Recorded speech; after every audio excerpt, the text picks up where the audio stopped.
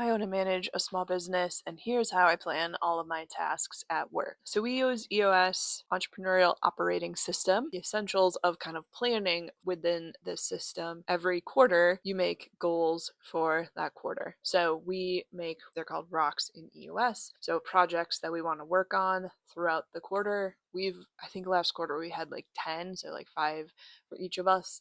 That worked pretty well. And so rocks are like the projects you work on, and then measures are the things that we're measuring week to week. We're kind of seeing that change over the quarter. So those kind of things we track regularly. So every week, my business partner and I meet on Fridays, and we call it sprint planning. Go through our measures for the last week and our progress on our rocks. And then every week we do commitments. So we commit to like 2 to 4 things, each of us, that we're going to work on for a company like internally. So it gives us something that we can plan on, think about, and we're not just like willy-nilly picking out tasks. We're kind of deciding what we should work on together. Then what I do is in our project management system, we use Zoho projects. I'm just using tags to be our sprints. So we just do 1 week sprints. It's easier if you're smaller to think in 1 week sprints. And over that sprint, I just assign every task that needs to be done within that week into that sprint.